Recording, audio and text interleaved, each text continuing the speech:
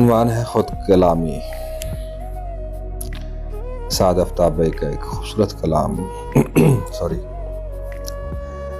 خیالوں کی سرگوشیوں نے میرے کان میں کوئی آواز پھینکی تو مجھ میں کہیں دور اندر، بہت دور اندر، خلا میں تجسس کی سانسیں پنپنے لگی۔ وہ ایک شخص جو کہ زمانے کی تنہائیوں میں پڑا تھا، خدا جانتا تھا اسے فکر دنیا، نہ عقبہ، نہ جنت، نہ شہرت، نہ دولت کی کوئی ہوس تھی، نہ ہی رنگ و بو میں، نہ ہی گفتگو میں کسی کی جرس تھی۔ ازل سے بنائی گئی تھی جو دنیا، وہ دنیا قفس تھی، خدا جانتا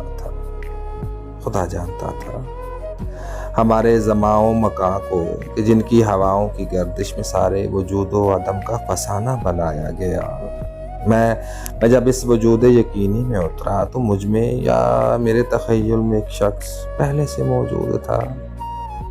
وہ میں تھا؟ وہ میں تھا؟ نہیں، میں نہیں تھا، خدا تھا۔ خدا بھی نہیں تھا۔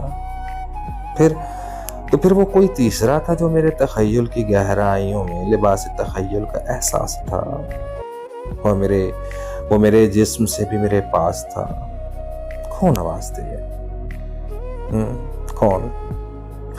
کون آواز دے اپنے اندر کے انسان کو جو زمانے کی مصروفیت میں علم کو عمل سے بیگانہ بنائے ہوئے ہے؟ یہ عہد اذیت ہے جس میں میرے خواب توڑے گئے، بدن بے گھروں کے نچوڑے گئے،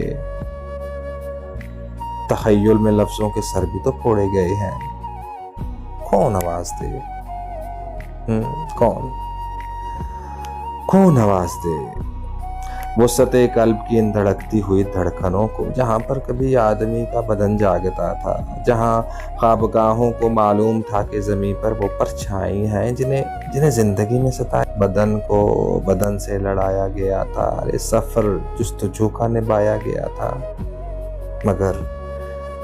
مگر خود کو آخر مٹایا گیا تھا۔ سعد آفتاب بھائی۔